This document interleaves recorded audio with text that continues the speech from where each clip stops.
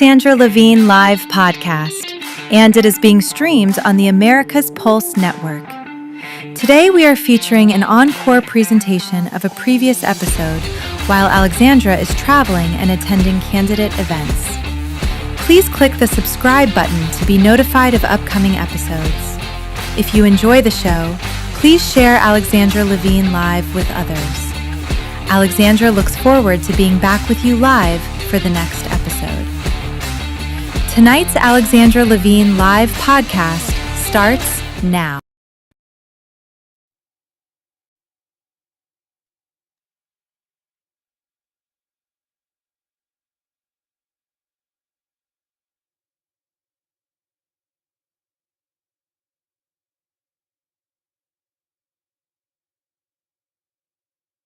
Alexandra Levine welcomes you to the Alexandra Levine live podcast.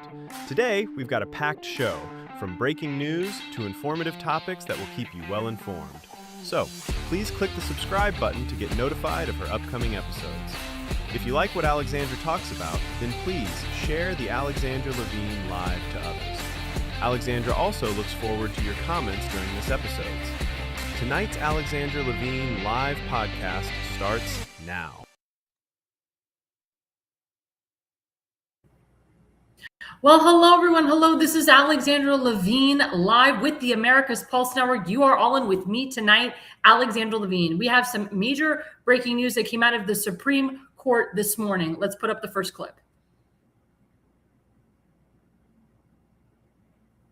So this came from my good friend David Harris Jr. out of Newsmax. Breaking: Republican-appointed Supreme Court Justices John Roberts, who was appointed by President Bush, and Amy Coney Barrett, who was appointed or nominated by President Trump, both ruled against President Trump's birthright citizenship executive order. My question to my audience: what the hell is wrong with these people? I mean, they say, Amy Coney Barrett says she's so conservative, she's adopted so many different kids. I don't get this. I don't get this whatsoever. We know that, Chief Justice Roberts is compromised. What this does, and actually I'm going to pull up something off my phone that my good friend Adam Reuter wrote, and I didn't have enough time to write it out, but he said something very interesting. He said, the airports are the new border. He said, birthright citizenship is not going to be easily solved because a constitutional amendment will need to happen.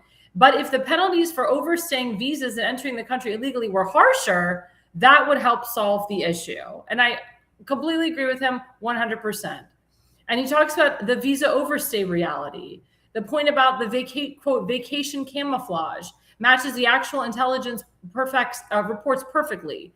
He says the Department of Homeland Security and groups like the Center for Migration Studies have documented this pattern for decades. In multiple recent years, people who legally entered the United States through airports on non-immigrant visas, mostly tourist or business visitor visas, and then simply refused to leave, made up anywhere from 40% to over 60% of the newly added undocumented population. They don't trek through a desert. They show up clean-shaven, present a valid passport, hand over their biometric data, state they are visiting Disney World or a family member, and get stamped right into the interior. Once that 6-month window expires, they drop off the grid entirely and melt into the local economy.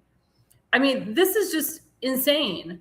And the justices, they wrote 194 pages on the birthright citizenship issue. I can tell you Justice Alito and Justice Clarence Thomas are not happy that Amy Coney Barrett and Chief Justice Roberts voted against this.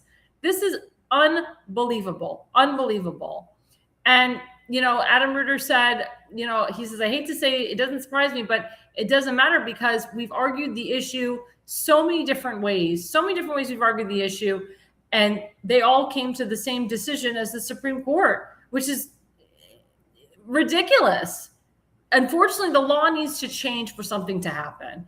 But I mean, this is just, again, asinine to me that they would go against President Trump's executive order, that they would completely, Amy Coney Barrett, who totally surprised us all. Everyone thought she was the most conservative Supreme Court justice, has turned into a liberal.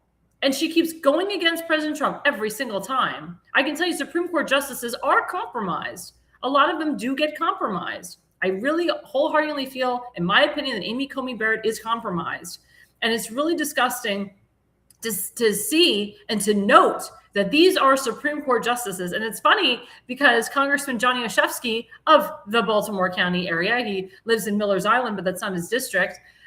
He actually called for term limits for Supreme Court justices, not a term limit for himself, but a term limit for Supreme Court justices. Well, my question to you, Congressman Johnny Olszewski, who's actually Adam Reuter's cousin, is what do you think about this? Are you okay with Amy Coney Barrett's decision? Do you support this? Do you think she needs to be term limited now? She probably voted in your favor. Maybe you've compromised her. Who knows? But we need to get to the bottom of why the Supreme Court is going against the law and going against the will of the people. It's very sad. It's very, very, very sad. Other breaking news that we have also is President Trump said on his Truth Social account that he is doing a midterm convention September 9th through the 10th in Dallas. As you know, I was just in Dallas at CPAC. That was in the middle of March. So a lot of things are happening in Dallas. So I will be there. Hopefully everybody else will be there. This is great, especially for conservatives or people that are in very tough districts. But also, as you know, there is a huge Senate race that's up for grabs. And we hope that Ken Paxton wins that seat. I wholeheartedly believe he will win that seat. He beat out the Rhino, John Cornyn. And now we have a great chance to keep Texas red and to make it even more red. And then other breaking news that we have is another Supreme Court ruling that happened. So I jumped from I was supposed to go Supreme Court to Dallas, but it's okay. So the second thing that Supreme Court did is they ruled against men playing in women's sports. Well, oh my God, glory be hallelujah. We got two genders. We got two genders, everybody, a male and a female. If you are one of those people that was subjugated or subjected to seeing a man in your locker room, or if you know of somebody who had a man in your daughter's locker room, thank you for calling it out or continue to call it out. I can tell you, I'm in the insurance industry. We have trainings. There was a trans person in my bathroom with me. It was a man becoming a woman. And these were not independent stalls. They were independent stalls, but meaning it wasn't like one bathroom per person. I was sharing a bathroom with this trans person. And they had an Adam's apple, and I was like 20 stalls away from that person. Now, I can defend myself. I know self-defense. I know Krav Maga. I've been to the gun range. I know how to defend myself. But a lot of people out there do not. You don't want a man in a girl's bathroom. A lot can happen. So I thank the Supreme Court for ruling against men playing in women's sports. But the fact that they had to do this, the fact that we as Americans had to do this, and this was under Joe Biden, actually it started with Obama and then continued with Biden, is asinine and disgusting to me. And God forbid, you can't say that a trans woman is really a man. No, if you're a trans woman, you're a woman. Again, can a man have a period? Can a man use a tampon? I'd like to know where he would stick that tampon, because the only place he can stick it is up his butt and his nose. So again, the whole thing was ridiculous and asinine to me. Thank God we're done with that crap. Thank God we have two genders. And I hope wherever school your children go to, if you continue to take your children to public school or send your children to public school, that you make sure that they teach your kids that it's he, she, and not they, them, it, non-binary, binary, whatever the crap. And if you don't like what the teachers are teaching, you have the right to pull the children out of the school and homeschool them. But I can tell you, under the Biden era, or the auto pen era, we should say, things were so crazy. But now under President Trump, things are much better. I have full faith in our country, full faith in the future. That's why we have to keep moving on. I always say, trust the man, trust the plan. We have to make America great again and keep America great. Now we go into segment one. So segment one talks about celebrating 250 years of America. I can tell you I will be celebrating it in DC for 4th of July. And if you can see, I have my 4th of July nails. So I have my American flag. It's right in the middle. I did it on my middle finger on purpose in case anybody messes with me for loving America. But this is the trend, everybody. This is the trend. So I'm so happy to celebrate America. I'm so happy I'll be in DC and in the Maryland area, and I'll be celebrating in all different parts of the country too. And I'm very, very, very happy that America is being celebrated so well by President Trump. So let's put up the first slide at Real Donald Trump. So my man Donald Trump wrote, big win just moments ago at the Supreme Court in the Slaughter case, confirming presidential power in our country to remove executive branch officers and agency appointees or representatives under Article 2.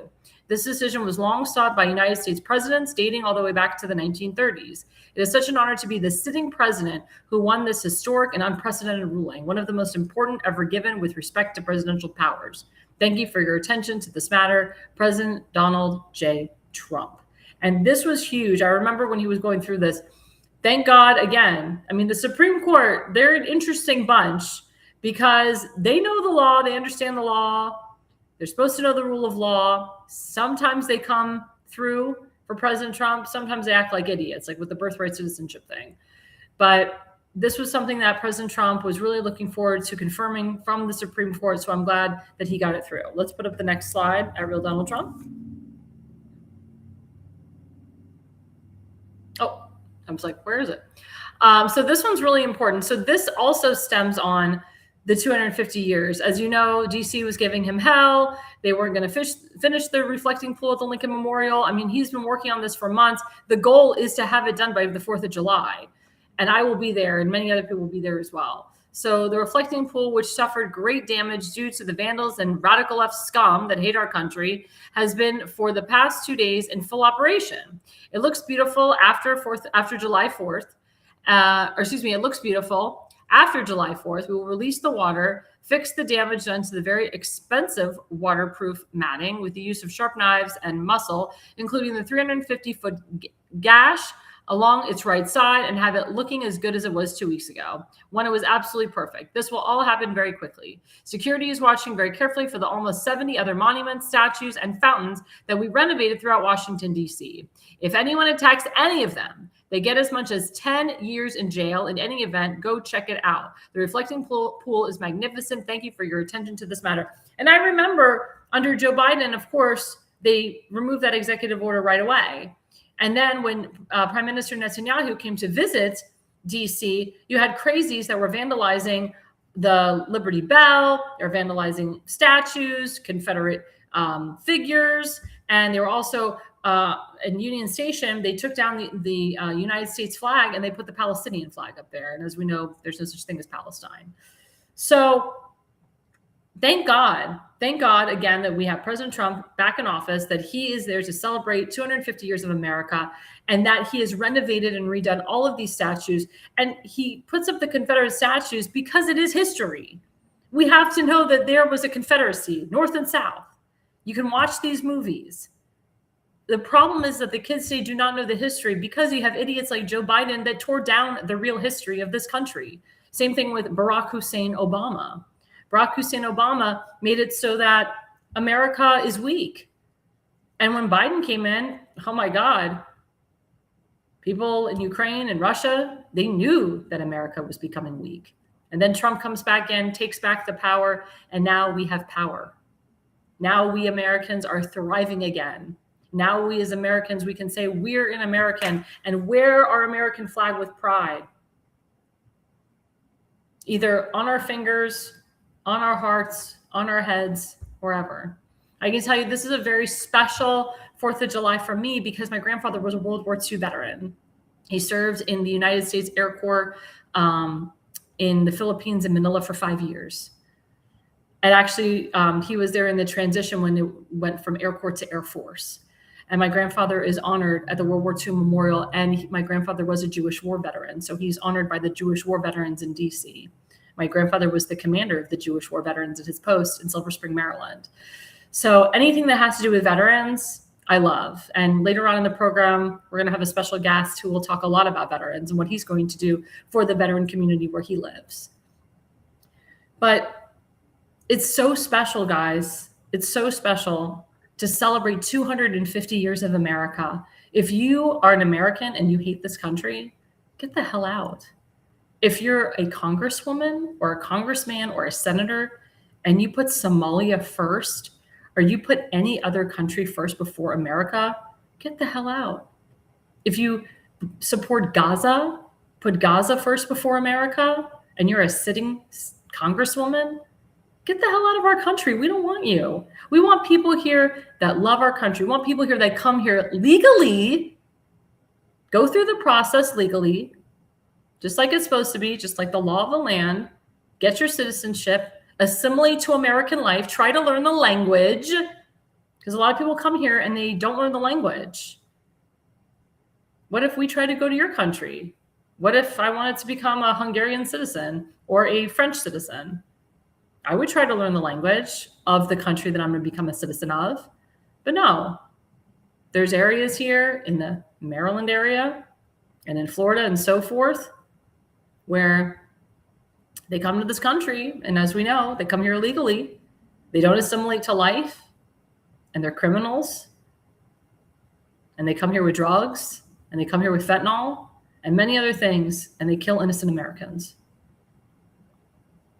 And that's why it is time that we take back our country.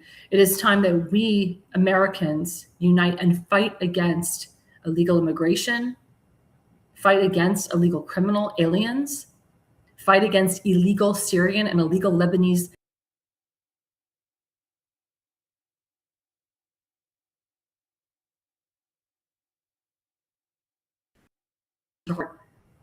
or they be imprisoned, or they need to be imprisoned back in their respected countries. People don't understand what the criminals have done to this country, what Obama and Biden have done to this country. I thank God that my good friend, Border Czar Thomas Homan, is on the border doing everything he can to keep the radicals out. I like the fact that we have Mark Mullen as our new DHS secretary. Kristi Noem was okay. I'll be honest, and I've said this on the show, when I think of a DHS secretary, I actually think of a man in that role, not a woman. We've had other women in that role. Kristen Nielsen did a terrible job. Kristi Noem did okay, but she could have done a lot better. We may get a male U.S. Attorney General. In my opinion, when you think of a U.S. Attorney General, I think of a man in that role. It's not because men are better at it. It's just, they're both very intense roles that require you to have a backbone. And we as women, I'm emotional. A lot of women are emotional. In that situation, you can't have emotion. We as women, we can't help it. We go through all the emotions because we have children. We go through perimenopause and menopause, and we have children, and we go through all these ups and downs as women, but men can do it without emotion. And you have to have unemotional people in these positions of power. And President Trump is unemotional too. So is J.D. Vance. That's why it's really great that we have President Trump back in the Oval Office. I can tell I love him more than I did in 2015. And a lot of people, they don't like what he's doing with Iran or whatever, with Israel. Like I said, trust the man, trust the plan. But I can tell you he was just as focused on things that go on in this country than he is overseas. But as a reminder, what happens over there happens here. So he has to take care of the Iran-Israel situation because, as we saw, Biden screwed up Afghanistan. And that's why we had all these illegals coming into our country. Like I said earlier, illegal Syrian, illegal Afghan refugees. So before you start shitting on President Trump for the Iran war, think about why is he trying to keep that area stable? Because it protects us at home. And Netanyahu said, we're just a small country. There's only 7.5 million Jews that live here, 2 million Arab Israelis. It's America they want. He said, they don't really care about us. They care more about America. They want to attack bigger countries with a bigger population of Christians. They really want to attack the Christians. They've been attacking Jews for thousands of years. We're nothing compared to Christians. America's a Christian nation. Why wouldn't they want to attack America and get rid of as many Christians as they want. That's why we as Jews, we want to work with our Christian brothers and sisters. We want to take care of you guys. We want to protect you guys because you guys protect us. That's why we have to stand strong and stay with President Trump. Like I said, trust the man, trust the plan. Let's go to the next slide. So this was very beautiful. So this is actually hanging at the Oval Office. It says a golden gift to the White House for the 250th birthday year. So it's the American bald eagle. And President Trump has actually been in contact with a real American bald eagle. As you know, they are endangered species. There's not a lot of them. I actually encountered a hawk when I was in Ohio, which are also endangered species. So this is so beautiful. Again, for the first time in a long time, we have a president who really loves America, who takes care of Americans, who wants to take care of Americans, who will and always will and does put America first. That's what he ran on. That's what we love about him. And he's honoring America in the most beautiful way. If you guys haven't had a chance, please go to the Great American Fair that's happening in DC. And President Trump wanted to dedicate this whole entire month to celebrating America 250. And why not celebrate at the White House? Why not celebrate it in DC? And let's go to the next slide. Unless that was the last slide. Whoops. I thought I had another slide. But again, what is America about to everybody? What does America mean to you? That's my question to my audience tonight. And what do you want to see President Trump do in the future for America and for Americans? Now, coming up after the break, we have a very special guest. As I said before, we had too many illegal criminals come into this country under Biden. She will tell you about a specific illegal criminal that did something so heinous that it will haunt her for the rest of her life. But she's a strong woman. Her name is Tammy Nobles. She's a brave woman, and she'll be right with us after the break. Now, before we go, we have our sponsor, FoliumPX.com. Toxic heavy metals. This is great before 4th of July. I'm taking it now. I'm detoxing before because, I'm eating kosher hot dogs, which is much saltier than a regular non-kosher hot dog. And I'll be eating sauerkraut and kosher hamburgers with seed oil. I mean, kosher food is so bad for you. But it's bad for you, but it's good for you. But I have to detox fully before I even eat that kosher hot dog or that kosher hamburger. So please, guys, go FoliumPX.com. They have great July 4th specials going on. I love these supplements. These are antioxidants. This will help build your immune system. If you have cancer, this is great. If you have cancer, this is great for prevention of cancer. And again, it is a free radical support if you're trying to get pregnant. These are great supplements to help you get pregnant because it's all detoxing. If you have cysts on your ovaries, ladies, if you have fibrosis or fibroids on your uterus, take these because this will reduce anything and will help you get pregnant. I know I talk to women all the time. It takes so long for them to get pregnant. But if you do these supplements, I'm telling you, it will help. It will reduce any issues that you have. And it also helps the man's sperm. I heard too. It also helps increase the man's sperm supply. It makes the man more fertile. So it ups his testosterone. So please, guys, go to FoliumPX.com. Click on that QR code. Get the discount. Again, July 4th discounts all over the place. And we'll be right back with Tammy Noble. Stay with us. We are live, and we'll be right back after the break.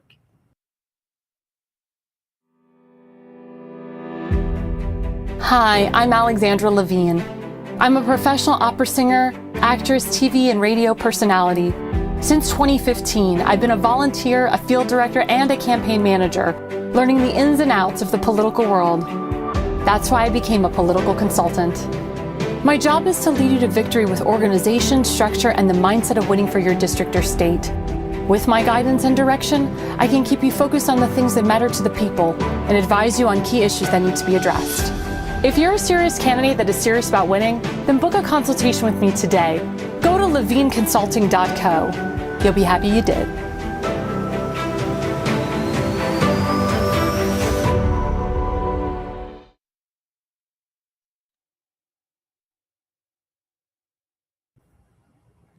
Well, hello, everyone. Welcome back to Alexandra Levine Live. You are with me, Alexandra Levine, with the America's Pulse Network. I just want to say thank you to everyone who is watching right now. my friend Don Willinger. We have some other people from the state of Florida. Thank you guys for watching. I know I have a lot of friends that watch and they don't comment, but we appreciate your comments. We really do. Again, don't forget to like and subscribe. Damon Sherrod, someone's asking where's the code, because I think they want to donate. So please, guys, we love it. We appreciate it. We're live on about 15 different channels and connections. So please, guys, thank you for staying with us and sticking with us. So we have two special guests tonight. The first special guest is a woman who everybody knows. Her name is Tammy Nobles. Love Tammy. She's an angel mom. Unfortunately, she lost her beautiful daughter, Kayla, to an MS-13 gang member from El Salvador. He came here illegally, and he did some heinous things to her daughter. So I want to focus, Tammy, whatever you can say about what happened to your daughter and what you want to see going forward now that we're celebrating 250 years of America. On March, at the end of March, her murderer, Walter Javier Martinez, came across the border as a unaccompanied alien child. They did not do a background check on him. He was flagged as an MS-13 gang member, and they allowed him into this country. All they had to do was make one phone call to El Salvador and to find out he was flagged as a gang member. He also had a criminal record in El Salvador for illicit gang activity in 2020. He ended up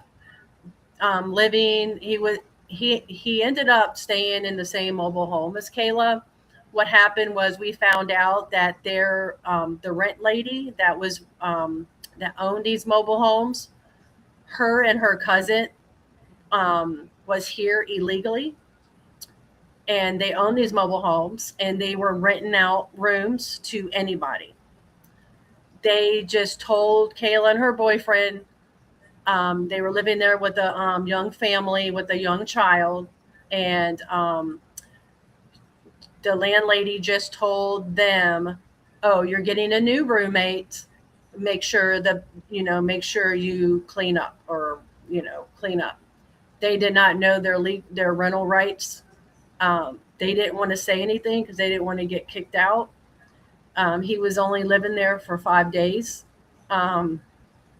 July 24th, Kayla just celebrated her 20th birthday. She loved JoJo Siwa, the bows and everything, and she got a JoJo cake, and she went to the pool, had a good day, and little did she know that 3 days later she would be dead on her bedroom floor. He waited till everybody left. He was only living there for 5 days.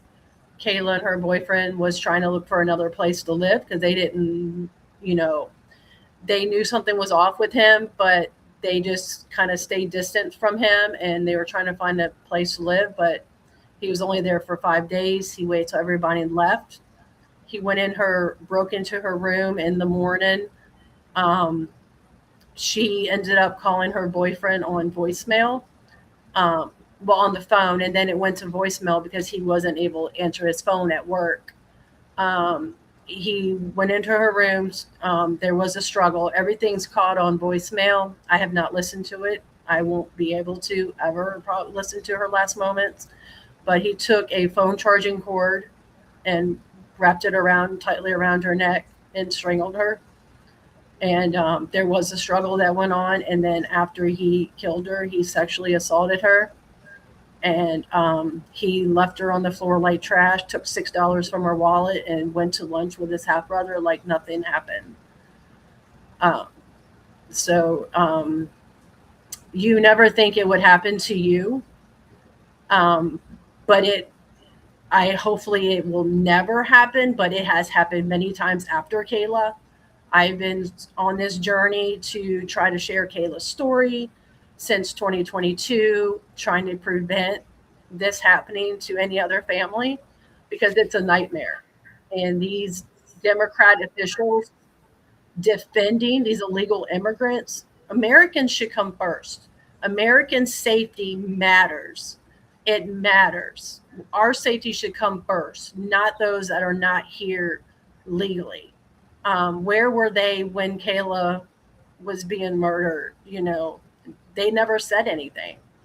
And I am, thankful for hopefully the new people to come into office. I'm thankful that Tim got up there. I'm so thankful for Dan Cox. Hopefully he'll win. It's funny because he was my lawyer. So, and I'm, just hoping that a lot of people will open their eyes and wake up and see what is happening and what Donald Trump is trying to do and what ICE agents are trying to do. They're trying to protect American citizens. They're trying to protect everyone living here so it doesn't happen to your family. I agree with you 100%. It's so heinous what happened to your daughter, and we will always keep her in our prayers. I want to talk to you about the leadership in your state of Maryland. You have your U.S. Senator Chris Van Hollen, who is fighting to bring back this MS-13 gang member, Kilmar Abrego Garcia, to the point where he actually went to El Salvador on your taxpayer dollar to try to bring him back and sat and had margaritas with him. In your perspective, someone who lost their daughter to an MS-13 gang member, what do you think about that? I am so sick and tired of hearing about this Maryland man. I just, wanted to tell, Van Hollen, he shouldn't even be in office. How are you allowed to go to another country and pick up this individual that is an MS-13 gang member, is not here illegally? How are you able to do that? Mm-hmm. You need to go over there and live over there and be with them then. If you want to, if you love these people so much, and you go. I was testified in Congress one time, and one of the Republicans asked, if Kamala Harris was right here in front of you, what would you say? And I told them, well, if she loves Walter so much, then she can have him live with her. And they laughed. You should have these people live with you. All these, government officials, your children and relatives are not where Kayla is. You're not in the community. You're in protected, gated community. Your kids go to private schools. Oh, Walter was allowed to go to 2 different Maryland high schools after he murdered Kayla. Human Services put him in school after the Aberdeen Police Department told them that he had to be in a secure location. He was able to go to school with other children. And when I found that out, I was livid. I spoke out about it. They allowed him to go to school after what he did to Kayla. Yeah, the only reason I laughed is I'm laughing because Kamala Harris, as you know, would never take Walter into her home. That's the irony of the whole thing. And they laughed too, and I laughed. So yeah. Oh, okay. I don't want to make it like I was laughing at you in your situation, but I'm just saying I was laughing in my heart. I'm like, what you said was so true, but God forbid she would take Walter in or any MS-13 gang member into her home. Oh my God, it would be like a travesty. And there's hypocrites, these people. Right. She would never. And they're hypocrites, these people. And the other hypocrite in the state of Maryland is Itzi Patoka, who he was running for Baltimore County Executive. He lost to Julian Jones, and he's still the county councilman until the general election. But he has the audacity to compare ICE agents to modern day Gestapo, which is the most disgusting thing that a Jewish person could say, considering his parents were Holocaust survivors. ICE agents are not the Gestapo. ICE agents are there to help people like you and I. They're there to help Jews like Itzi Patoka and his constituents. And the crime in Itzi's area is so bad. And most of his constituents are Jewish. And for him to bring up the Holocaust and say, I'm a Holocaust survivor, my parents are Holocaust survivors, but we have ICE agents that are like Gestapo. And then he has the audacity to push anti-ICE legislation into the county council. What say you about that? What was that? Oh, sorry. Which part didn't you hear? I can repeat the whole thing. No, I heard all of it. I didn't hear the last question. Oh, okay. No, I was just going to say, Itzi Patoka had the audacity to push, anti-ICE legislation into your county. The county council passed this law. What say you about this?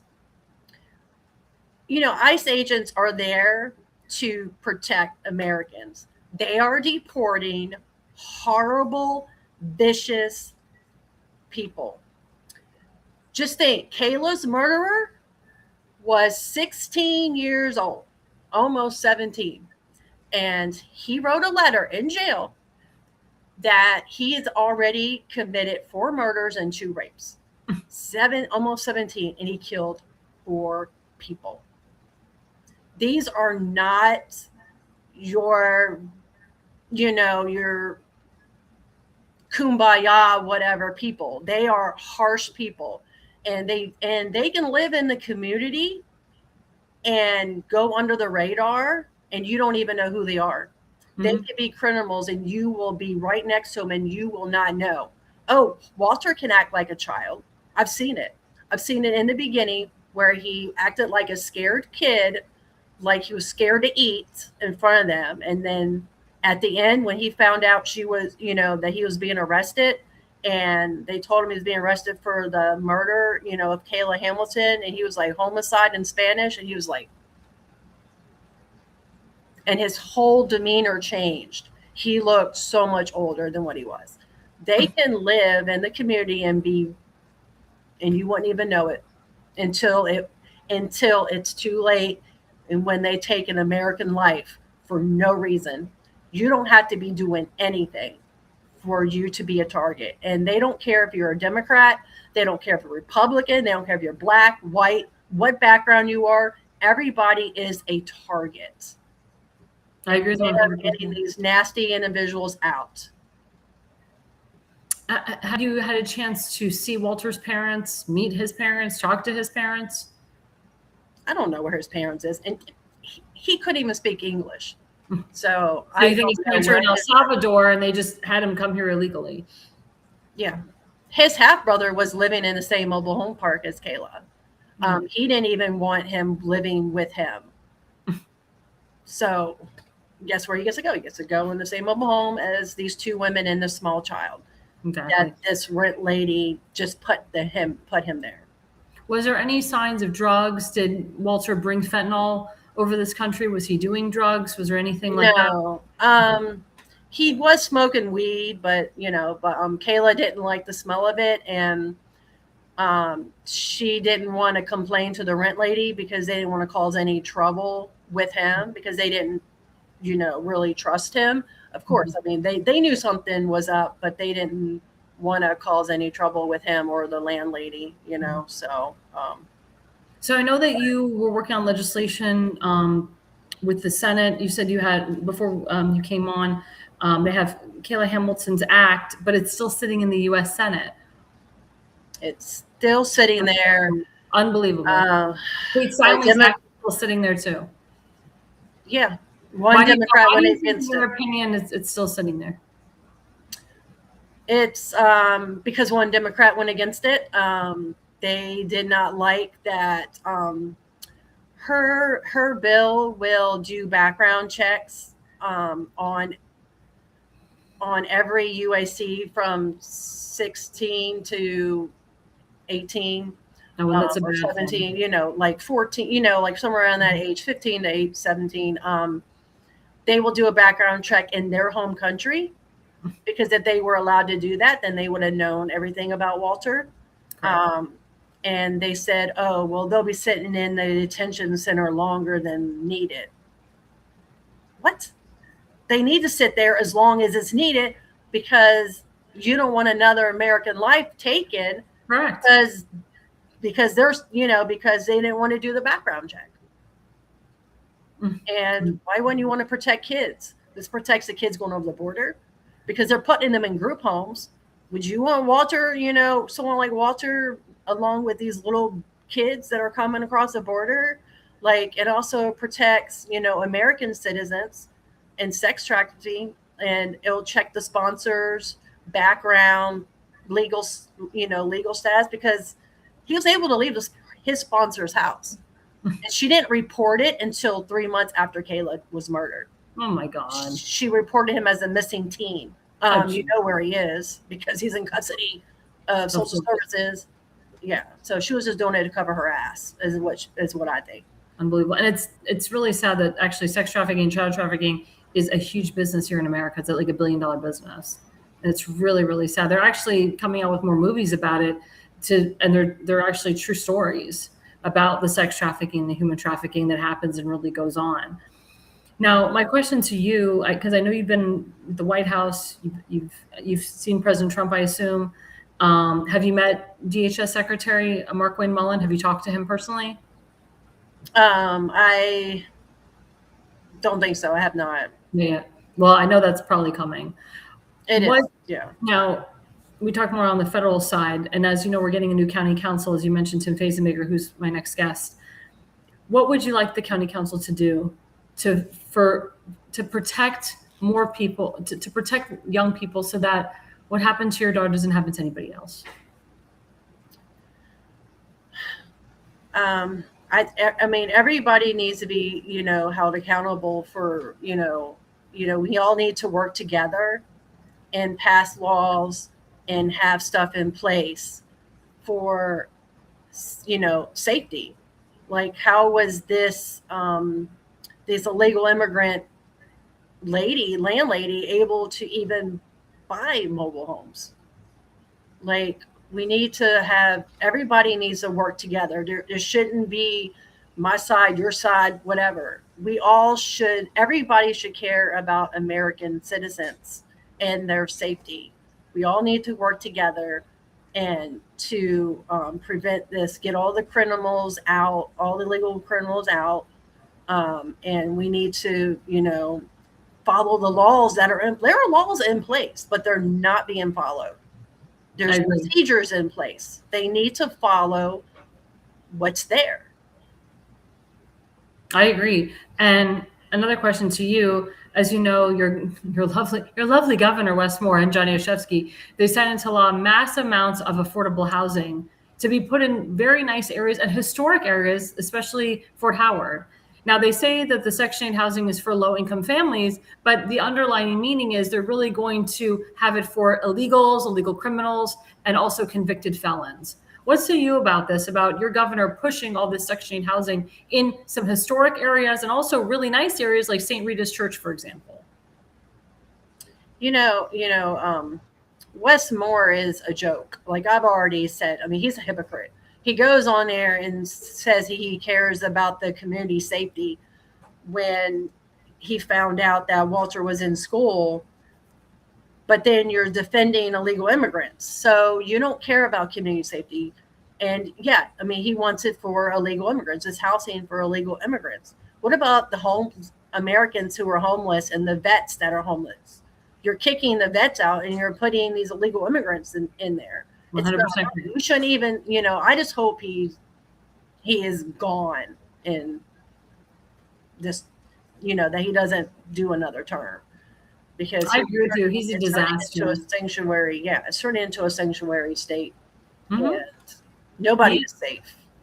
I agree with you 100%. Before we go, I want to put up your GoFundMe that we have put up. Damon, Share, let's put that up for her. That's a beautiful picture of you and your daughter. She was such a beautiful girl. Can you tell us a little bit about the background of that photo? This was at Thanksgiving, and she gave me a hug. Kayla was a very loving and accepting child, very happy. She loved to have fun. She loved God. She loved going to church. She was very literal. She was just a bright light, and her light still shines bright. And I'm carrying on her memory, and to make sure that her death is not in vain and that it will mean something, it will, that everybody will remember Kayla and what happened, and hopefully her story will save other lives. And I believe it has, so.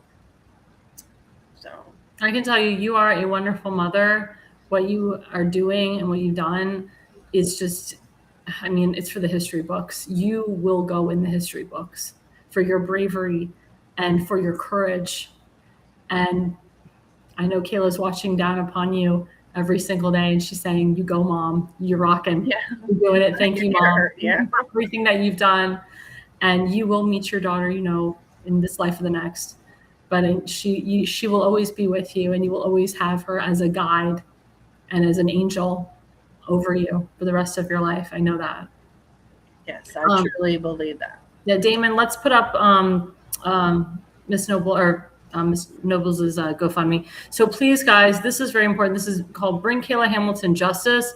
The goal is $50K. She's already raised $39,601, so she's very close to that goal. She's 80% to her goal. So please, guys, use that QR code right now as we speak, as we celebrate America. But we not only want to celebrate America, we want to celebrate Kayla Hamilton's life. Even though it was not long-lived, we still celebrate her life, because in the 20 years that she was alive, she accomplished a lot. Just like we say with Charlie Kirk, in the 31 years he was alive, he accomplished a lot. But we really want to do as much as we can for this family, to honor Kayla as much as we can. So please, guys, right now, click on that QR code, put in a donations today, whatever you want to put. Obviously, the more you put, the more Miss Nobles reaches her goal. But this is such an important campaign, and one of the most important campaigns. And as Miss Noble says, we don't want this to happen to anybody else. And I applaud that people have already donated, but please, guys, we want to continue donating to this campaign. We're going to feature this entire campaign for the rest, probably for until you make your goal and beyond. I'm always about exceeding my goals. So even though your goal is 50,000, I hope that you get 100 grand. I really do. Thank you. Of course, because you deserve it. Go ahead. You get the final word. And, you know, the funds have been used for the trial. Of course, that's over. And we used it for the back and forth when we were going to court, and for the lawyers, and also to events that I attend. And everything goes towards sharing Kayla's story and making sure that, you know, I'm able to share her story and be able to have the funds to go share her story, and to make sure that she's never forgotten. She was a wonderful person inside and out. Well, you're a wonderful mom, and you are more than welcome to come on my show anytime. If you have any updates with Kayla Hamilton's act, or just any updates in general, if anything comes up about legal aliens, illegal criminals, you are, and we don't even have to talk about that, but whatever you want, you are, Yes. the door is always open to you. Thank you. I appreciate it. Thank you. Thank you so much. And before we leave, we have our second sponsor, rncstore.com/ALL. Let's put that up. Yep, Richardson Nutritional Center. Again, this is about detoxing during 4th of July, after 4th of July. Like I said, if you keep kosher like me, the kosher hot dogs, they literally will give you a heart attack because they're all full of salt. So we really want to detox. There's natural remedies in here. This also prevents against cancer. This also helps people with stage 4 cancer. This also helps with fertility for men and for women. And we really, really, really want to push these supplements, because I know for a fact that they really do work. I know I have more energy, I've lost weight from them, and we really just want everybody to indulge in these beautiful supplements for 4th of July. There's also some great discounts for 4th of July. So please, guys, go to rncstore.com/ALL. If you don't type in AOL, you don't get the 10% discount. So of course, the more you spend, the more you get off. So please, guys, go to rncstore.com/ALL, type in ALL, get that discount. That's the QR code. That QR code takes you directly to the 10% off discount. So please, guys, click on that QR code. We'll be right back after the break. We have a special guest coming up. Stay with us. We are live. We're live on Rumble, on YouTube, on Facebook, on TikTok, on Spotify, on Substack, on Parler. I mean, we're on 15 different connections. Please, guys, don't forget to like and subscribe. Again, thank you to everyone that has been commenting so far. I will get to your comments in a minute. But thank you, guys, and stay with us. We'll be right back after the break. Welcome to America's Pulse Network. This is APN's very own White House correspondent, Alexandra Levine. This is so amazing and miraculous. We've never had a president in the history of our nation doing this. And we hope to God that he continues doing this forever and ever.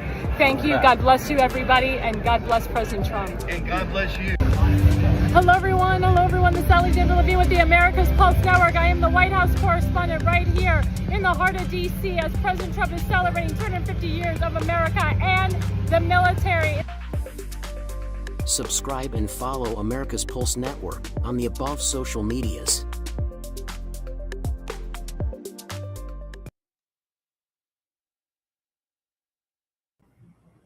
Well, hello, everyone. We are live and we are back. This is Alexandra Levine live with the America's Pulse. We just had a great guest, Tammy Nobles. Now we have my friend, my colleague, my buddy.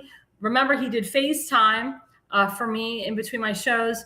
But now we can report some amazing and beautiful news that we have Tim Fazenbaker, who is the Republican nominee for Baltimore County Council District 9. What's up? Word up. Word did you up. get your haircut again? Got your haircut again?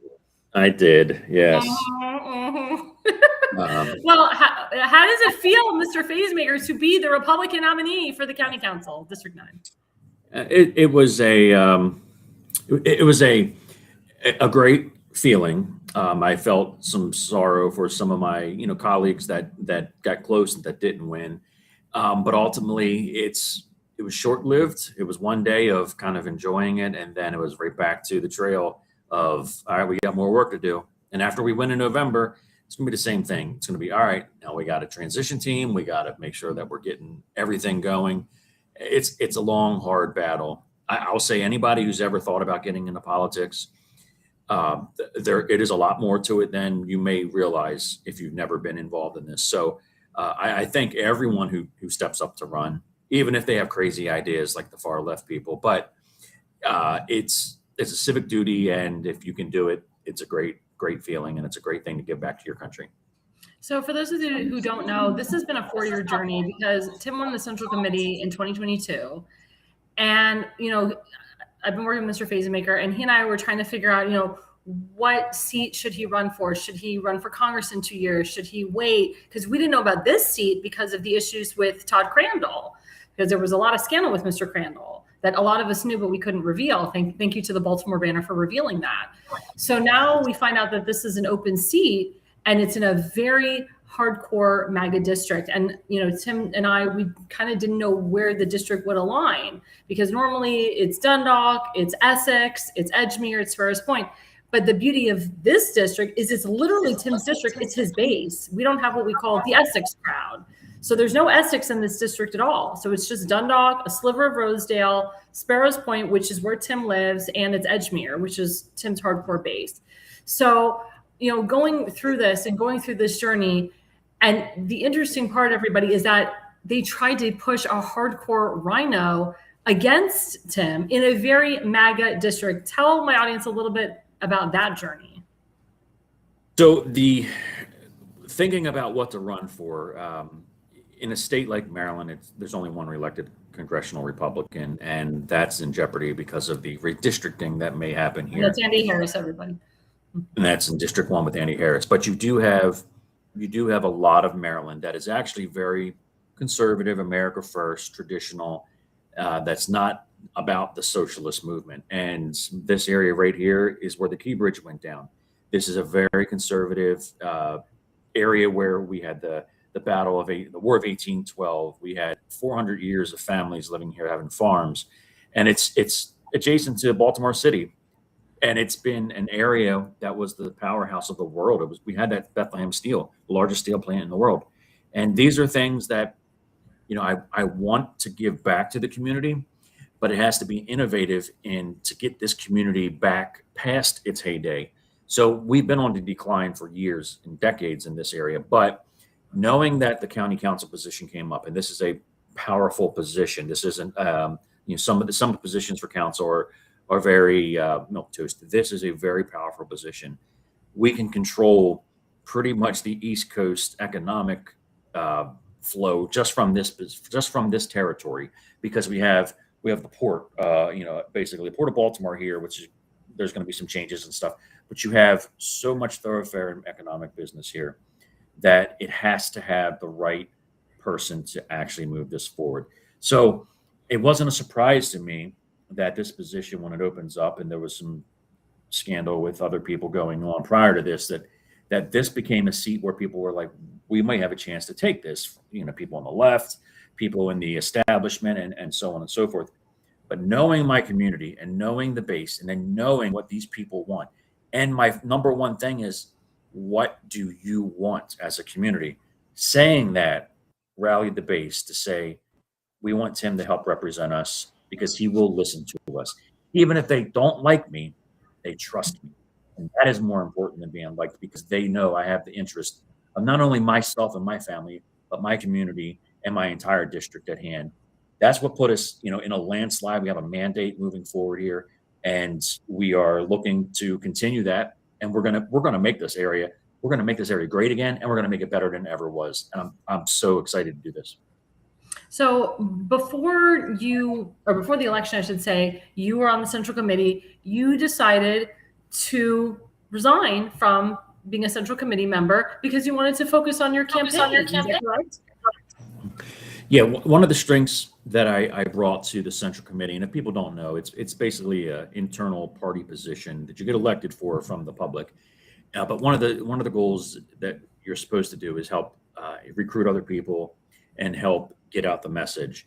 And one of the strong suits I bring was communication. I have lots of followers. I go into the urban areas and I recruit people and bring them in and try to get them not just to become Republican, but help to take over the party with their values, so that it's not a watered down Republican Party. And being on the committee was always a fight, because you have people on these committees that have switched parties. They were anti-Trump, never Trump, or they just don't like anybody who is conservative leaning or whatever. And look, I made a lot of great connections there. And then when this position opened up, I knew that the establishment would not necessarily support someone who has values of like America First, like myself, and they want to go a different route. Somebody that would be more of a country club Republican who would pretty much go along and do what he's told. And that's not me. And I knew all along, knowing my community and knowing the American people, that this community was going to rally around making sure that they stood up for me, because I've stood up for them for years. And that's one of the best feelings, to hear people say, we backed you all the way through thick and thin, whatever they said and threw at you. We just said, you're not attacking one of our family. And that's why they put me here. And my dog even agrees. You're running around yelling. Yeah. Well, I don't want to get into this next thing, but I do need to correct the record, because you have a bunch of liberal reporters. As you know, we are conservative media. We are fair and balanced. And that's why we're at the White House. So you have reporters that are saying that you are censured by the entire Republican Party, which we all know that's not true. The Baltimore County Republican Party illegally censured you, who was a private citizen. You resigned before they even censured you. It is against their bylaws to censure a private citizen. And again, the establishment was doing everything they could to humiliate you, to hurt you, to say that the whole Republican Party was against you. And actually it backfired, because what Mr. Fazenbaker did on Tuesday night is he literally imploded and destroyed the entire Rhino establishment of Maryland in one night, to the point that Mr. Fazenbaker fought back, and he actually got reelected to the Central Committee. He got the most votes of everyone in his district, with his friend Daniel Eisenhardt and this other woman named Deb Sullivan, who tried to get you out, by the way, which we all know. And then, because of what the Central Committee did to you, and because of how powerful you are and what your movement is becoming, about more than half, or I would say half of the Central Committee has either they resigned, they decided not to run again, or they were voted out. You have about 13 members now that are not coming back in November. What say you about that? As a private citizen, according to our bylaws, you cannot censure a private citizen. What they tried to do after I resigned was they were trying to manipulate the base into thinking that I was not electable, and that they were actually pushing for the establishment person. It completely backfired, and I knew it would, because this is the same thing that we saw in 2016 with President Trump. You have somebody that's trying to drain the swamp, somebody that's fighting for the common person, and the party had all those never Trumpers that just kept trying all these dirty things, and it was sour grapes. They did one last effort by actually attacking me and saying that I was censured, which technically I wasn't because I'm a private citizen. Correct. But ultimately, the central committees are very weak in most places, especially in states like Maryland or Massachusetts, where they're liberal. And I always remember Rush Limbaugh was asked the question 15, 20 years ago on air, why are states like Maryland or Massachusetts, where they have weak Republican parties, why do their central committee people always tend to be adversarial and attack other Republicans? Mhm. And it's simply, he thought about it and he simply said, they don't want to really be in power because they want to accuse the Democrats of being, when they're in power, making bad decisions, but they don't want to give up their country club status, their little parties and their soirees. They want to hold on to the little bit of power and complain, but not have any responsibility. It's exactly what happened here. And many of the members on the committee and within the party have came to me and said, they pretty much said straight up, they were being forced to try and harm me so that they could elevate their more establishment candidate. Didn't work. Community saw right through it. And even the Democrats in my area, they tend to be more conservative Democrats, old school union workers that were down here. They know that I will call out my own party, and they do like that. You know, a lot of Democrats see someone like myself and they say, he's not a party person. He's an America First person. He's a community person, which is the same thing. America First is the same thing as your community first. And they know I'll call out anybody. If you do something that's against our community and not in our best interest, if it's going to benefit you, you're going to get called out. The party establishment doesn't tend to like that, but the people like that. And that's more important than any political party. Now, my question to you is, the people that voted for the Rhino candidate or your opponent, do you feel that they will vote for you in the general? Oh yeah, yeah. I mean, you might have some sour grapes from some of the people there, but look, I congratulated all of the opponents actually for running a nice, decent race and their efforts into everything here. You know, there'll be some people, I'm sure, within family that still have issues in a sense, and it'll be hard for them to do that. Yeah, I don't want to say that too many times. I think I already said that twice. But but ultimately, the majority of Republicans here, they do support my efforts here, and even the ones that don't necessarily care for me, they know that they can trust me, and they know that I will do what's best for the community, and I take their input in more than what my own personal opinions would be. So I don't think that would be a problem getting the party to coalesce around me. Ultimately, this is a key spot. If we were to lose this seat, the balance of power would pretty much shift where we would not even be able to have a veto to stop the Democrats in this county. So they have to get on board. If they don't, we're going to win anyway. But if they don't, and we were to lose this, it's on them more than yes. So let's talk about your platform a little bit. So one of the things that is so big with you, and when I met you, you were just so passionate about our veterans. And Fort Howard is your baby. I believe in my heart that you won the primary because of your love for Fort Howard, because you want to hashtag protect Fort Howard, hashtag preserve Fort Howard. And as you know, we're celebrating 250 years of America, and it has a lot to do with our veterans as well. So tell us a little bit about Fort Howard, what you will do as the next county councilman for Fort Howard. Fort Howard, as I kind of mentioned earlier, we had the War of 1812 and 1814, and the British come here. They landed there. And we fought them there before they actually went to the White House at that time and burned down the White House. So this is a Revolutionary era battle area where we take pride in knowing that we fought for our independence here to keep our independence, and we took care of our veterans at this fort for decades. And then 20, 30 years ago, we started to see it become dilapidated. You had two forts like this across the country that ended up being given away by the Department of Veterans Affairs, this area and in Nancy Pelosi's district. And unfortunately, when they gave it away, they just said, here to the county, take this and you can have a lease and do whatever you want with it for 99 years. And ultimately, it wasn't going to go back to the veterans. There are a lot of issues with the land. It's beautiful land. It's on the water. It's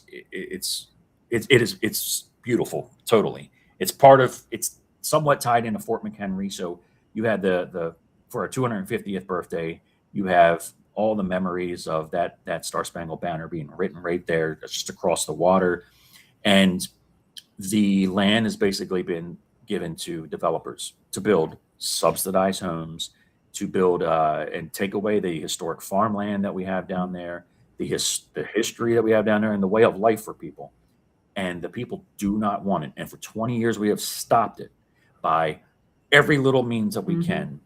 But ultimately, we know how it works. The government has more power. The government has more money. They will end up winning.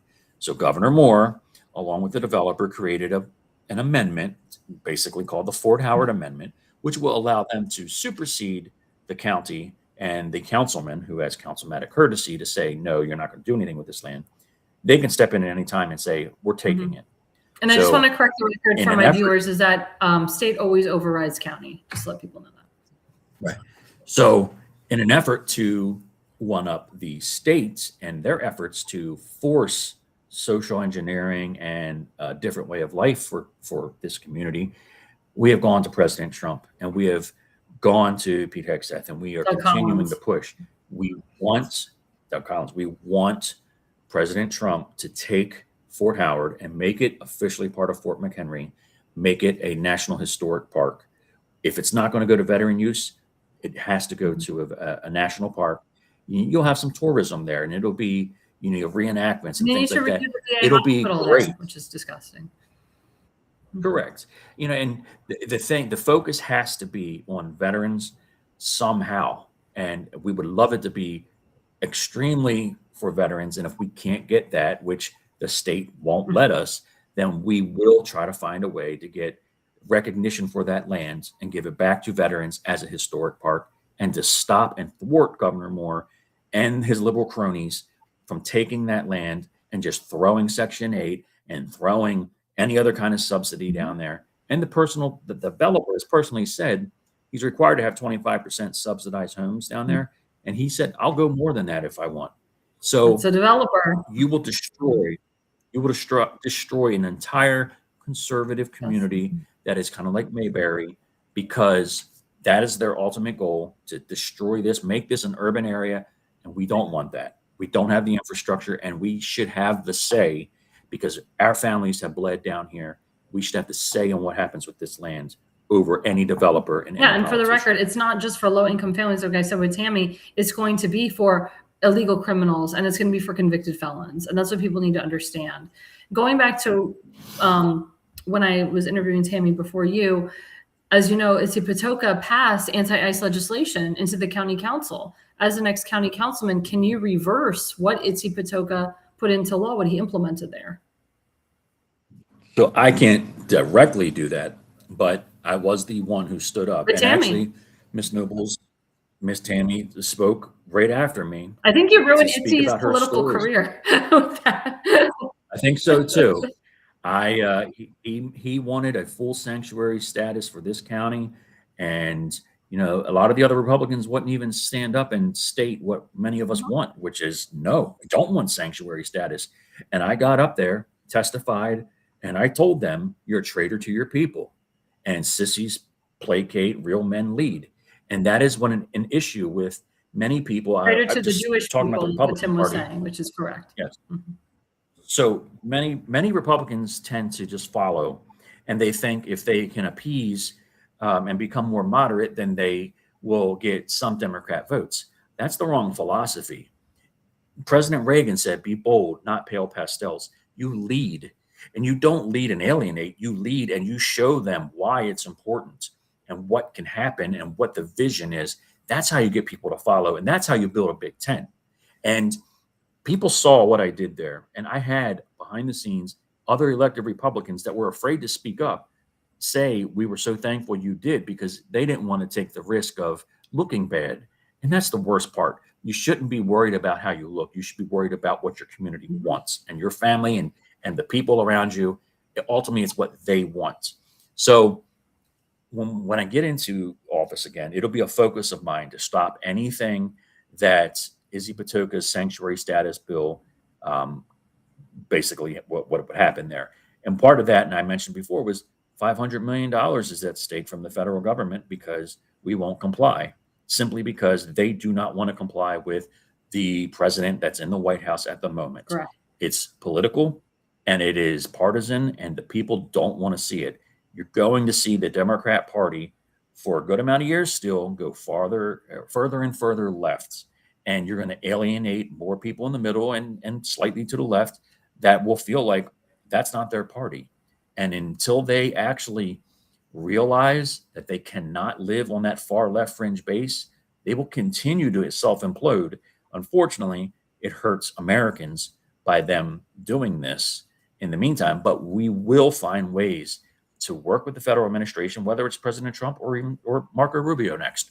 But we will find ways to do this, and we will find ways to make sure the press is aware and that we put pressure on any local politician that tries to sneak these types of bills through. So let me ask you something, because I just thought about that as we're talking. When I first met you, you were running for Congress, and now you're running for a local seat, and you will win this local seat.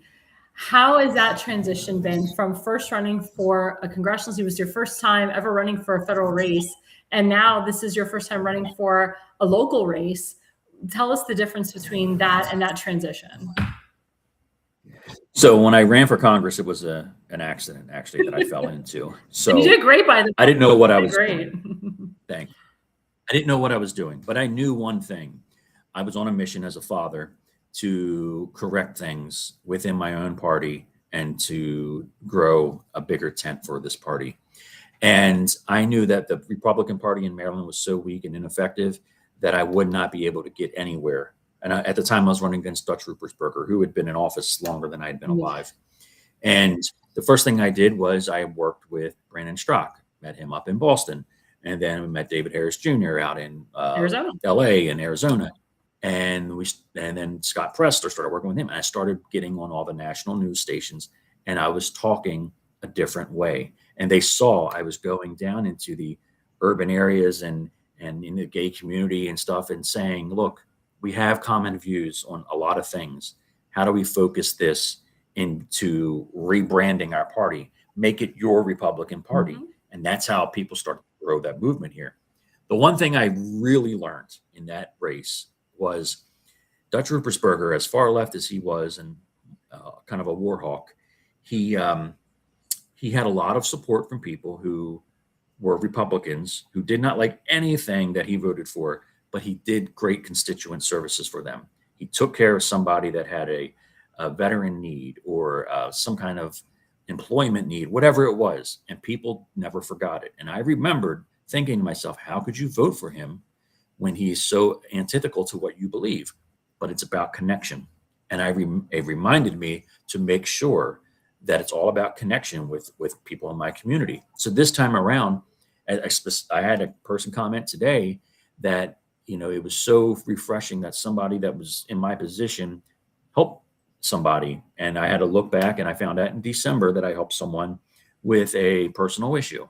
Don't know what the is, but I know a lot of them have been Democrats because for campaign signs put in the yards, and they say, I'm a Democrat, but I'm voting for you because you're my family, and won't see that, especially when somebody's in a position of power or well-known in the political world. Those people tend not to even respond to a lot of people. They have their staff do it. But I, for years, have done this because I somebody reaches out or has an issue, and I want to step in. I want to do what I can to help them, whether it's bringing them food, finding them ways to stay into their house or apartment a little bit longer if they're having financial issues, school issues, road issues, things like that. So letting them know that, hey, vision, and it's something that I'm willing to share with you, and we can work on it together so that we all have better lives down here. And it's not about socialism. It's about getting you up the best spot so that you can also contribute and be able to give back to the next generation as well. So before you go, I know I had some slides, but I kind of, Damon shared, can we skip to some of the numbers of today coming out for the election? Because as you know, friggin' Maryland, well, that's for the Central Committee. So for the Central Committee right now, Mr. Fazenbaker is up 25.83% against Daniel, 23.83. And Daniel said, "Guy, it would be great if I beat you." or the Central Committee. I wish he would. No, He's it's an not up and coming even- person. Yeah. He's got a great story. Yeah. So, which I'll have to step down from when I become the councilman. I get a quarter of the votes here. Danny and I actually did great in a landslide here, and it's just showing that our community is rallying behind us. Danny is somewhat like a protege of mine. We grew up together for a point, to a point. Great life story. Goes into foster care and comes out and makes for himself. He's going to be there. So he's maybe 4 years behind right now, where he's going to get in there. So strong cheer, and I'm very proud of Danny and myself. Damon, can we put up Mr. Fazenbaker showing so far?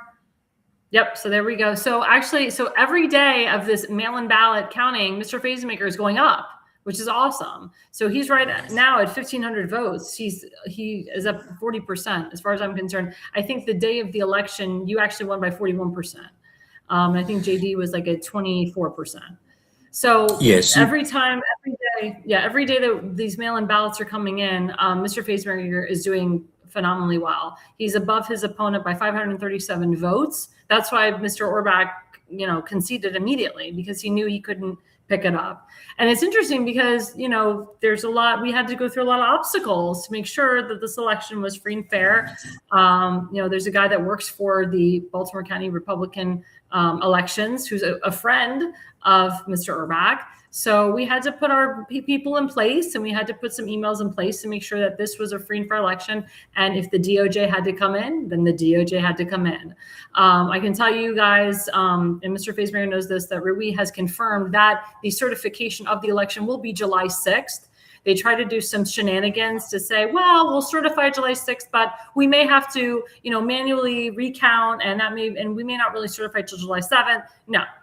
It says it under law that you must certify the election July 6th. There is no ifs, ands, or buts. And I re-emphasize the law to this person and to the DOJ. So the DOJ is aware of what the state and the county was trying to do. And when the DOJ knows what's going on, it freaks out the county and the state. Because let me tell you something, guys, the county and the state do not want the DOJ to come in and take a look, because they'll call out all the shenanigans that are happening, and they will pull people out if they see any shenanigans happening. So I can tell you guys, on July 6th, Mr. Fazenbaker will be officially certified as a Republican nominee, but he has already been called the Republican nominee, and I will continue to call him the Republican nominee because he is. But last word, Mr. Fazenbaker. The good thing is, for anybody that's thinking about running or involved in running right now, whether you agree or agree on mail-in ballots, which I don't think we should have those unless it's the way it used to be with military. Right. You got to play this game right now. You have to beat them at their own game. Too big to rig. Get election day, big to rig, and get people to watch the counting of the ballots. Get them uncomfortable so that they know we're onto their game. At the same time, help work to get the Save America Act passed and these other things so that it becomes more fair. But you have to play their game at the moment, or else they're just going to beat you at it, and we'll never be able to make a change. So we had a strong showing. We were up probably roughly 40%, or we probably got about 40% of every single bucket of early voting, mail-in voting, and all that. The mailing voting I do not like, and early voting I don't really care for. But right now, we're going to continue pushing those things to make sure that we win, so that we can make a change for the better and hopefully change some of these election things that have been finagled to benefit other people right now. So also, sorry to interrupt you. Go ahead. I'm very proud of what we did as a team, and I'm very proud of the community. And it, again, touches my heart that they've stood up for me because I've stood up for them. I agree. And it has been an honor to work with you. And I am so looking forward to continuing our journey into working with you, because, people don't see, the person that I'm working with. And, you get a lot of noise. But when you get the noise away and you actually meet Mr. Fazenbaker and you talk to him and you have one-on-ones with him, you're like, oh my God, like, dude, you're a really nice person. Like, that idiot was completely wrong about you. Well, duh, because you have to actually meet the person first before you judge. I always say don't judge a book by its cover. And you really have to meet the person and talk to that person and really get to know that person before you make that judgment. And I do have one question, because as you know, we don't 100% necessarily know who your Democrat opponent is going to be, because they're still counting mail-in ballots. So in the beginning, so Arkia Wage, a very nice person, she was up like 50 votes, and then she went down to being up 11 votes, and then up 8, and now she's back up 45, and now up 50. So it's a fight between her and this guy Mark McCluskey. So in your opinion, who do you think is going to be your opponent in for the general? Mathematically, the odds would be Arkia Wade at this point. They are finished, so they say, they're finished mail-in ballots, and tomorrow they'll be going through provisional ballots. I don't think there's enough numbers there to actually swing the race the other way. I do got to say, I mean, both people were very nice. I think they do care about their community. One person aligns with my vision a little more. The other person is different, but no matter who it is moving forward, we will continue to show what we've been doing and our vision and how we're going to do it, and how we're going to not just be elected and sit in that seat, how we're going to do things. You know, whether you like President Trump or not, he's had a vision and he's done things to radically change, you know, a lot of the issues that were going on in this country, and will always be remembered. And that's something we really want to do. I want the next generation and generations after that to look back and say, wow, 100 so years ago, how did this area become such the powerhouse of the world that it's going to become? And we're going to do that. Amen. And also, while I have you on, let's put up your QR code. Damon, let's do it. So you can also find me at timfazenbaker.com. Yep, that's it. And so that is, yep, go ahead, Tim. Yeah, that's I don't even know where that picture was, but QR codes. I do. That was in Dundalk for the Charlie Kirk vigil that you put together in Dundalk. Sweet. All right. Yeah. So I'm surprised the left hasn't called me out and trying to make it look like I was doing a what's that guy in Maine? Yeah. Oh, the Nazi salute now. Yeah, grand. I know you do have a tattoo, Tim. So do have a tattoo of my daughter's name, and there you go. Actually, but yeah, that's timfazenbaker.com. As you know, we're going to the general. You know, the DNC is going to come hard with their money. We need every Republican to back Tim Fazenbaker, and not just in the state. You know, Tim has gotten campaign funds from people that live in Ohio, Florida, California, you know, different states. You don't have to live in the state and the district to donate, but the maximum is $6,000. And all those people that donated to his other opponents, they can donate now too. Certain ex-Central Committee members, even some Central Committee members, doesn't have to be the Baltimore County Central Committee. Under their bylaws, they can endorse now Mr. Fazenbaker. They can provide money to him. But honestly, it's about we the people. We would rather have the people's support than the party support, because at the end of the day, it's about you. It's about his constituents. Mr. Fazenbaker is not party over principle. He's always principle over party, and that's how it should be. That's how it always should be. What say you, Tim? I would never be a Democrat in this modern era, because my values don't fall over there. The Republican Party doesn't have every value that, you know, I think I have, but it's closer to who I am. But the thing is, it's always about the principles, the community before a party. And in order to make a difference, you don't start another party, you actually take over the party. And that's what we're doing. You saw President Trump do it.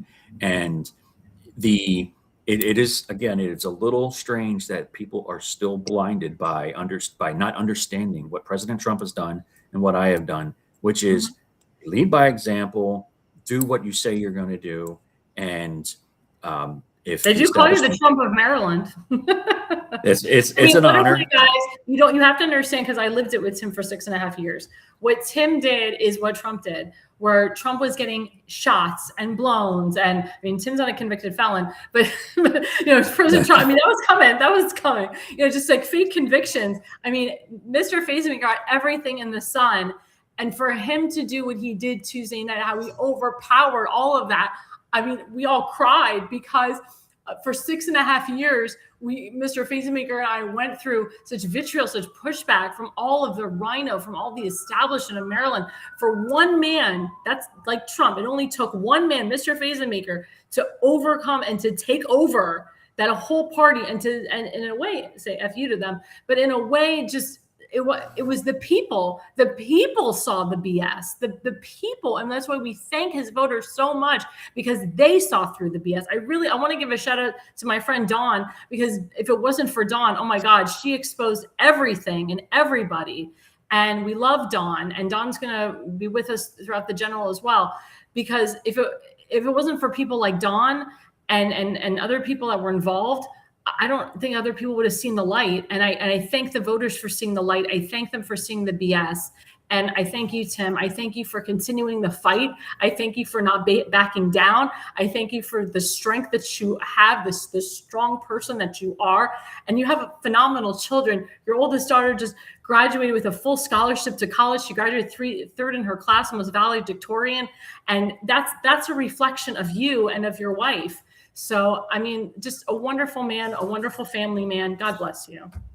Thanks. And don't forget the 4th of July parade. Here, you can pop that in too. We'll be at the 4th of July parade in Dundalk, which is one of the oldest parades, I think, around. Yeah. And 2.5 miles.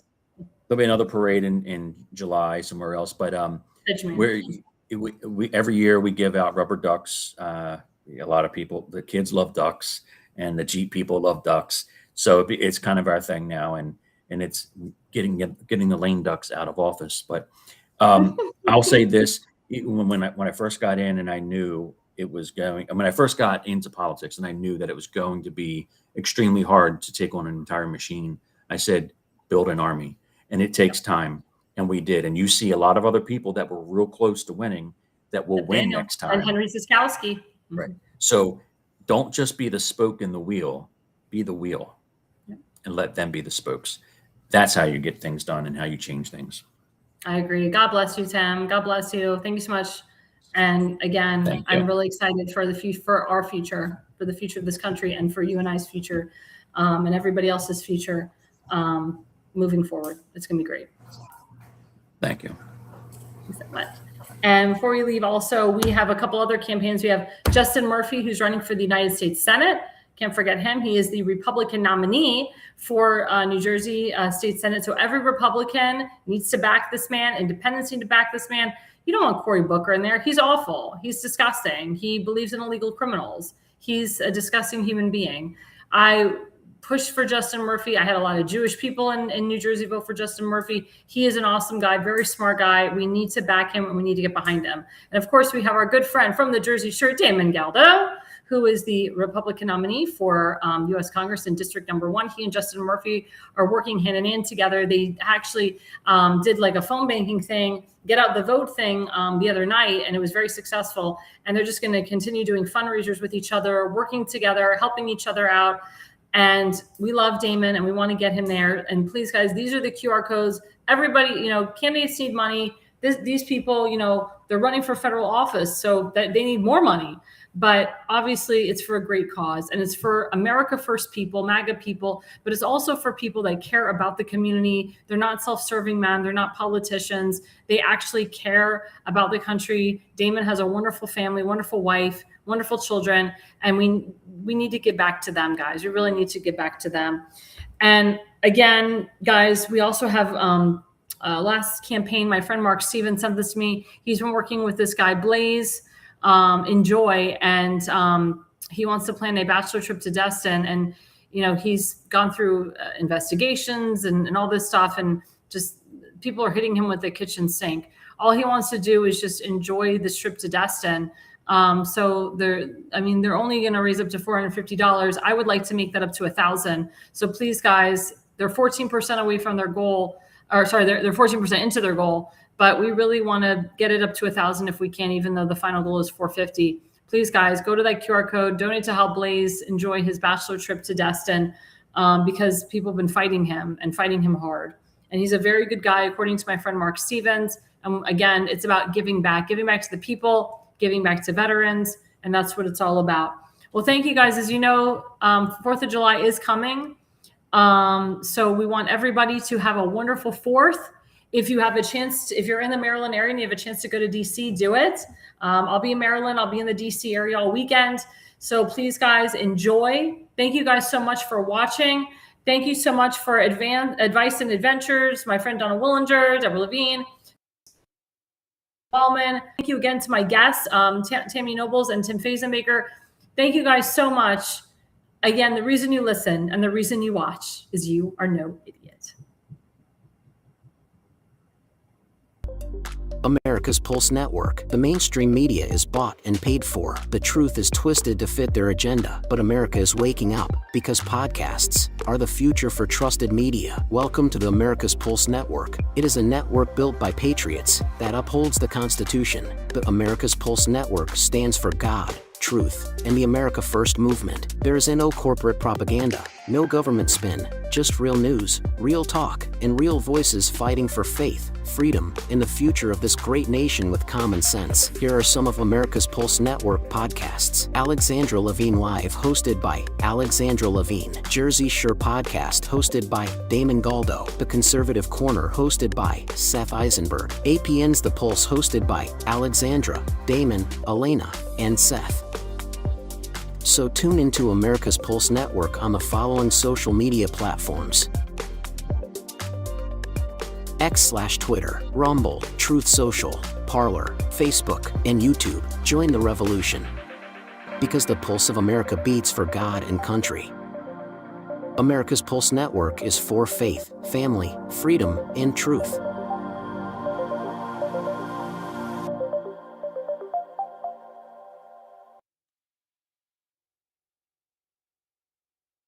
Alexandra, thanks you for watching tonight's Alexandra Levine Live podcast. See you at the next packed show, from breaking news to informative topics that will keep you informed. So please click the subscribe button to get notified for upcoming episodes. If you like what the Alexandra talked about, then share the Alexandra Levine Live podcast with others. Alexandra also looks forward to seeing you on the next upcoming episode.